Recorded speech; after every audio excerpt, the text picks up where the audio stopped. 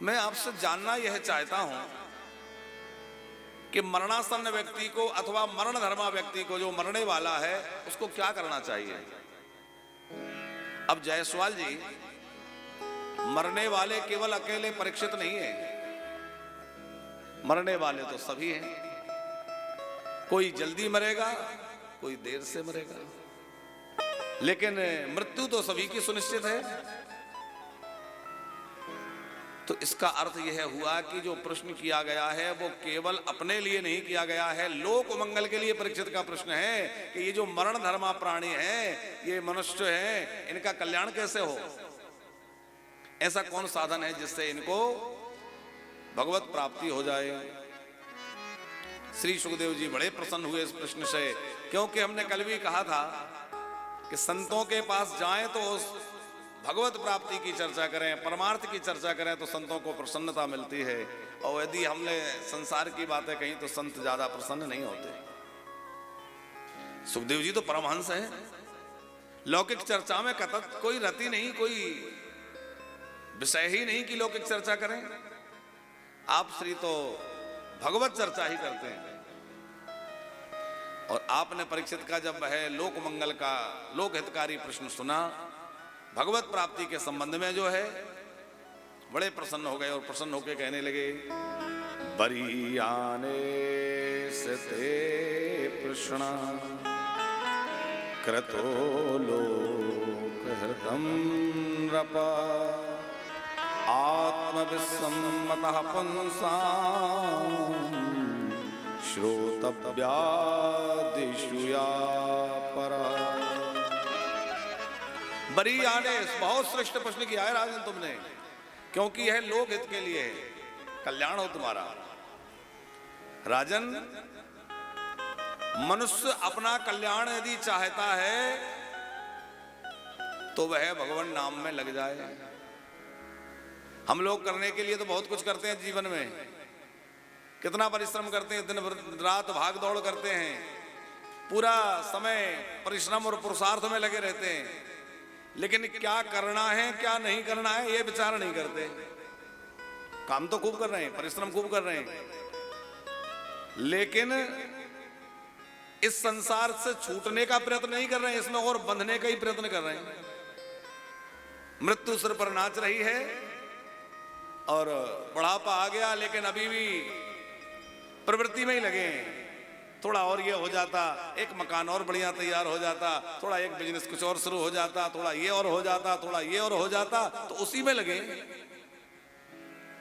करना चाहिए, अनिवार्य है, लेकिन एक सीमा है। और वो करते करते भी स्मरण ना छूटे। कर से कर्म करें विधि नाना और मन राखो जहां कृपा निधाना। मन तो वहां रखें जहां ठाकुर जी हैं।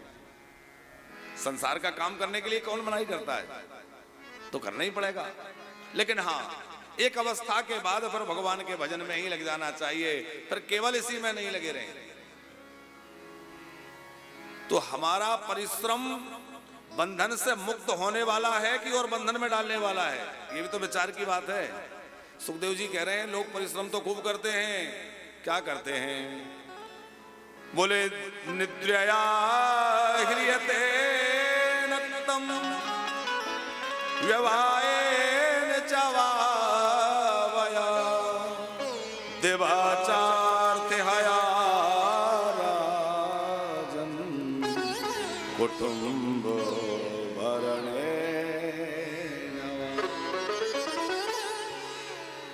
देवाचार्थे हया राजम, अरे राजन, दिन तो धन की हाय हाय में बीत जाता है, कैसे मिले कहां से मिले। अच्छा, कई लोग कहते हैं महाराज जी पेट भरने में लगे। साहू जी, पेट तो पशु पक्षी सभी भर रहे हैं, ऐसा तो नहीं केवल हम लोग इतना मेहनत करते हैं तो पेट भर रहे हैं। पशु हो, पक्षी हो, जीव हो, जंतु हो, कीट हो, सभी पेट भर रहे हैं कि नहीं, सबका जीवन चल रहा है। लेकिन हमारा पेट कितना बड़ा हो गया कि भरता ही नहीं है।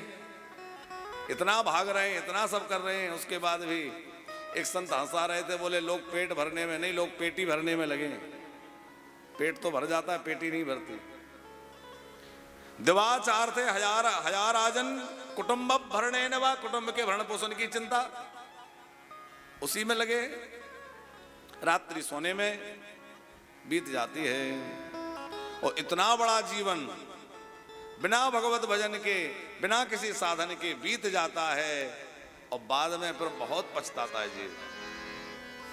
जब मृत्यु होती है और यमराज के दूत पकड़कर खींचते हैं और कोड़े लगाते हैं और ले जाकर नरकों में डालते हैं, और वहां पर पछताता है कि इतना बढ़िया मनुष्य शरीर मिला था, कदाचित इससे मैंने नाम जप किया होता, इससे मैंने भगवत भजन पूजन किया होता, सेवा आराधना की होती, तो आज मेरी यह दुर्गति नहीं होती। फिर पछताता है, लेकिन तब पछताने से कुछ नहीं होगा। अभी हमारे पास समय है, स्वास्थ्य है, शरीर है, बढ़िया है, तो भैया अभी से भजन में लग जाओ। कई लोग कहते हैं अरे तो बुढ़ापे में कर लेंगे, अभी से क्या, अभी तो बहुत काम है। देखो भजन बुढ़ापे की चीज नहीं है।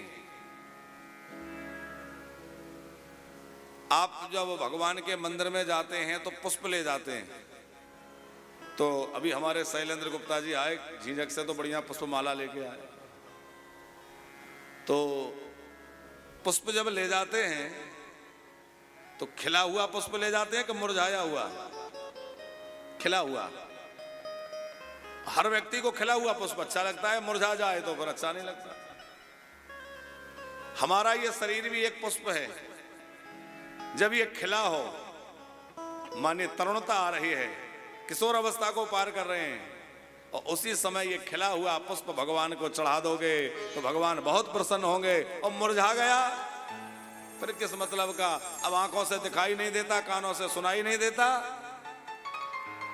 हाथों से सेवा नहीं होती, पैदल चला नहीं जाता, कमर काम नहीं कर रही, फिर कहें कि भजन करेंगे तो कहां से करेंगे?